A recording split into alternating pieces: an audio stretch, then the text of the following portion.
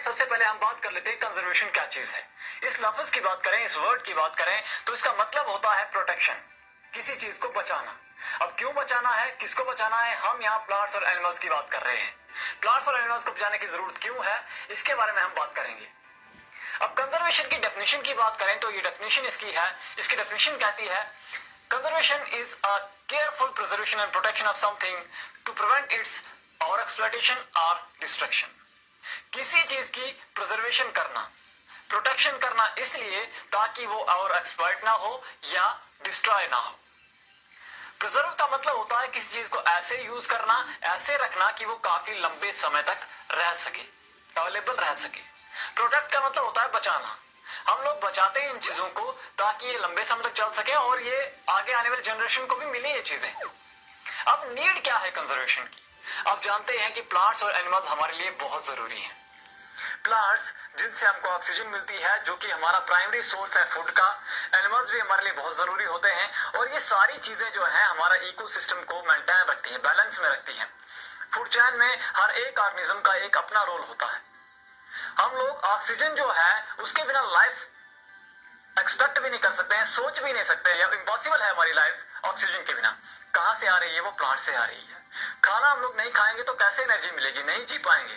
तो कहां से मिलती है, प्लांट्स और एनिमल्स से मिलता है। हमारी बेसिक नीड्स जो हैं इनको पूरा करते हैं ये प्लांट्स और एनिमल्स। अब नीड क्या है कंजर्वेशन की, जिस तरह से हम लोग इनको एक्सप्लॉइट कर रहे हैं, जिस तरह से हम लोग इनको ओवर एक्सप्लॉइट कर रहे हैं, एक्सप्लॉइट नहीं कहूंगा, ओवर एक्सप्लॉइट कर रहे हैं, जिस तरह से हम इनको डिस्ट्रॉय कर रहे हैं, तो क्या हो गया है, इनकी जो एक्सटिंक्शन रेट है, एक्सटिंक्शन का मतलब है इनका जो खत्म होने की स्पीड है वो बहुत ज्यादा बढ़ गई है। और इस स्पीड से अगर ये खत्म होते गए तो आगे आने वाले कुछ टाइम में ये टोटली खत्म हो जाएंगे और लाइफ जो है इनके बिना इम्पॉसिबल है। इसीलिए हम लोगों को कंजर्व करने की नीड पड़ने लगी है। अब कंजर्वेशन की बात होगी, नीड की बात होगी। अब सबसे पहले जो इनके खत्म होने का जो कारण है, बहुत सारे कारण है, सबसे पहला कारण है उसमें डिफॉरेस्टेशन। ये डिफॉरेस्टेशन क्या होता है, डिफॉरेस्टेशन का मतलब होता है इट इज इनडिस्क्रिमिनेट कटिंग और फेलिंग ऑफ ट्रीज। इनडिस्क्रिमिनेट मतलब बेतहाशा पेड़ों का काटना, जंगल में जो पेड़ लगे हुए उनका बेतहाशा काटना या जरूरत से ज्यादा पेड़ों का काटना, उसको हम डिफॉरेस्टेशन कहते हैं। दूसरी डेफिनेशन की बात करें, the clearing of forest land to use it for other purposes is termed as deforestation. हमारी जो फॉरेस्ट लैंड है उसको क्लियर करना और उसको दूसरे पर्पस के लिए यूज करना, उसको हम डिफॉरेस्टेशन कहते हैं। अब डिफॉरेस्टेशन के काजेस क्या क्या है, किन किन वजहों से डिफॉरेस्टेशन होती है। सबसे पहली चीज टू इंक्रीज एग्रीकल्चरल लैंड। देखो सबसे जो प्राइमरी काज है वो है आवर पॉपुलेशन। जितनी ज्यादा पॉपुलेशन हो रही है उतनी ज्यादा डिफॉरेस्टेशन होगी। अब मैं इसको बताता हूं कि कैसे हो रही है। पहली चीज to increase agricultural land. Population बढ़ रही है तो उनकी फूड नीड भी बढ़ रही है ना। To feed the increasing population, we have to increase our food production. अब जमीन उतनी है, हम लोग कितने फर्टिलाइजर इस्तेमाल करें, कितने मैन्यूर इस्तेमाल करेंगे, जितनी प्रोडक्शन हम लोग, जितनी यील्ड भी इंक्रीज करेंगे तो भी हमको लैंड की जरूरत तो पड़ेगी ना, फसल तो लगानी पड़ेगी। क्योंकि इतनी पॉपुलेशन इंक्रीज हो रही है, पॉपुलेशन एक्सप्लोजन हो चुका है, तो इस पॉपुलेशन को फीड करने के लिए हमको ज्यादा फूड ग्रेन्स की जरूरत है। तो इसके लिए हम लोग क्या करते हैं, फॉरेस्ट लैंड को क्लियर कर रहे हैं, पहला कारण। दूसरी चीज मोर होम्स एंड अदर बिल्डिंग्स। हम लोगों को उस पॉपुलेशन को रखने के लिए या रहने के लिए लोगों को घर चाहिए और उन लोगों के लिए दूसरी फैसिलिटी जैसे पढ़ने के लिए स्कूल चाहिए, ट्रीटमेंट के लिए हॉस्पिटल चाहिए। ठीक है, तो ये सारी चीजें हम लोग कैसे बना रहे हैं, जमीन फॉरेस्ट लैंड को क्लियर करके वहां पर ये एस्टेब्लिशमेंट्स बना रहे हैं।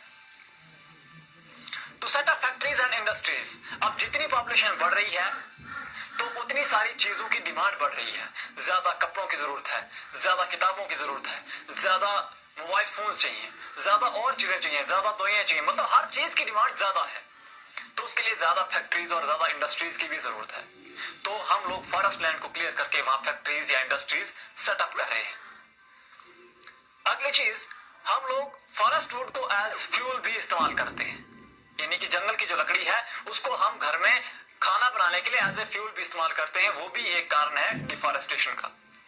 Making furniture. अब जितने भी हमारे ऑफिस होते हैं, घर है, स्कूल है, कॉलेज है, हॉस्पिटल है, जो भी ऑफिस है वहां जो फर्नीचर बनता है उसके लिए लकड़ी इस्तेमाल होती है, वो लकड़ी भी हम डिफॉरेस्टेशन करके लाते हैं। उसके बाद है नेचुरल काजेज। नेचुरल काजेज जैसे फॉरेस्ट फायर है, ड्रॉट्स हैं, फ्लड्स हैं, इससे भी डिफॉरेस्टेशन होती है। फॉरेस्ट फायर, जंगल में आग लग जाती है गर्मियों के टाइम पे। फ्लड्स में जंगल से ऊपर वाली सतह जो है उखड़ जाती है मिट्टी की, तो उसके साथ बहुत सारे पेड़ भी उखड़ जाते हैं फ्लड की वजह से। ड्राउट, जब सूखा पड़ जाता है तो पेड़ सूख जाते हैं। ये है काजेज। आज मैं पहले क्वेश्चन की बात कर लेता हूं, आपको टर्म बतानी है। What is term use for indiscriminate cutting of या इनडिस्क्रिमिनेट फेलिंग ऑफ ट्रीज? कौन से टर्म हम इस्तेमाल करते हैं, आप लोग कमेंट करके मुझे नीचे बताइए।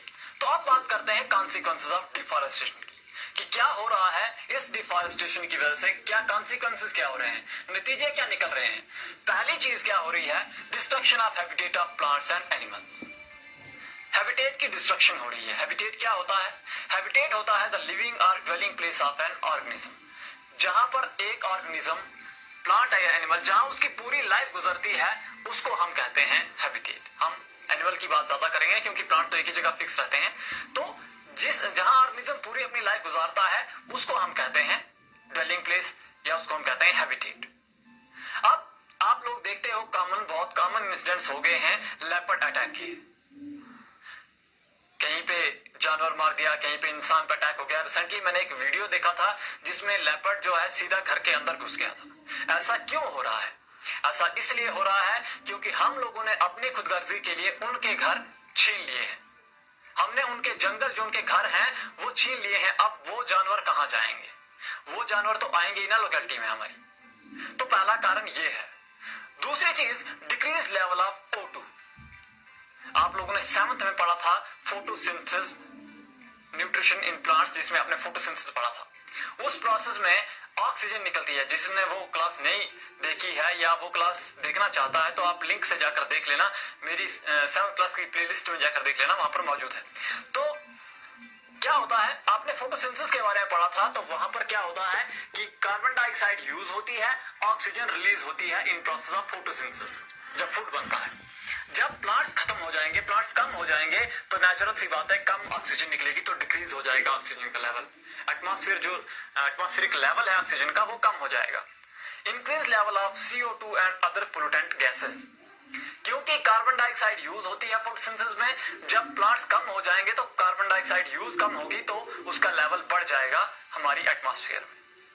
साथ ही साथ प्लांट बहुत सारे गैसेस को अब्जॉर्ब करते हैं, पोल्यूटेंट गैसेस को अब्जॉर्ब करते हैं। जब प्लांट्स खत्म हो जाएंगे तो वो पोल्यूटेंट गैसेस भी एटमॉस्फेयर में ज्यादा हो जाएंगी। Reduced rainfall and increased flood. Rainfall कम हो जाएगा और फ्लड्स ज्यादा होंगे। अब आप बोलोगे रेनफॉल कम हो रहा है, फ्लड ज्यादा हो रहे हैं, कैसे होगा? पहली चीज, रेनफॉल कम ऐसे होगा कि वाटर वेपर्स जो प्लांट से निकलते हैं, प्लांट से ट्रांसपायरेशन के थ्रू वाटर वेपर जो हवा में जाते हैं वो कम हो जाएंगे, तो इससे हवा में वाटर वेपर कम हो जाएंगे तो रेनफॉल के चांसेस घट जाएंगे। अब फ्लड्स कैसे आएंगे? फ्लड्स ऐसे आएंगे कि जितनी भी रेनफॉल होगी, क्योंकि जो जमीन पर पेड़ हैं वो क्या कर रहे हैं, वो सॉइल पार्टिकल्स को होल्ड कर रहे हैं, पकड़ के रखते हैं, वो जकड़ के रखते हैं। तो उससे क्या होता है, उससे रन ऑफ जो वाटर है वो कम हो जाता है। साथ साथ अगर आप देखोगे जहां पर जिस जमीन पर घास उग रही है या प्लांट्स उग रहे हैं, तो उसपे क्या होता है, पानी ज्यादा नीचे अब्जॉर्ब होता है, क्योंकि पानी की जो स्पीड है ना, रन ऑफ की, जो पानी ऊपर से बह रहा है उसकी स्पीड जो है वो कम हो जाती है, क्योंकि उसको ब्रेक लगती रहती है, वो रुकता रहता है, आहिस्ता आहिस्ता चलता है, तो स्पीड कम होती है, जिससे अब्जॉर्प्शन ज्यादा होती है।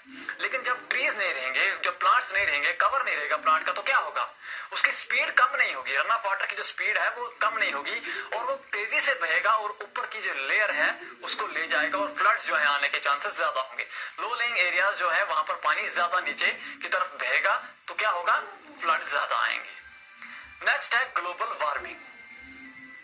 अब ग्लोबल वार्मिंग क्या चीज होता है?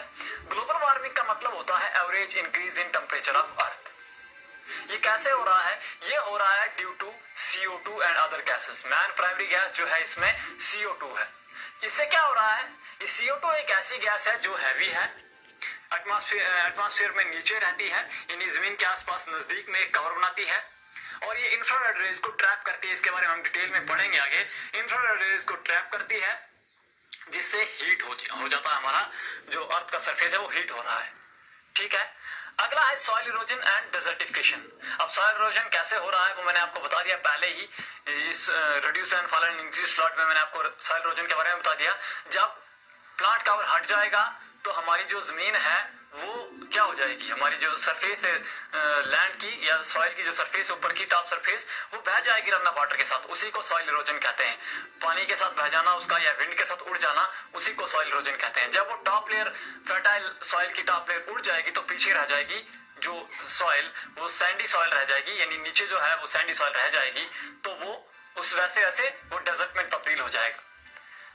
Extinction of plants and animals. Extinction क्या चीज होती है? एक्सटिंक्शन होती है बहुत सारी चीजें, बहुत सारे प्लांट्स, चीजें नहीं कहूंगा, प्लांट्स या एनिमल्स टोटली इस अर्थ से डिसअपियर हो गए। डायनासोर जैसे डिसअपियर हो चुका है, खत्म हो गया है। वो चीजें जो प्लांट्स या एनिमल्स, वो प्लांट्स या एनिमल्स या वो लिविंग ऑर्गेनिज्म जो इस अर्थ से टोटली खत्म हो चुके हैं उनको हम कहते हैं एक्सटिंक्ट।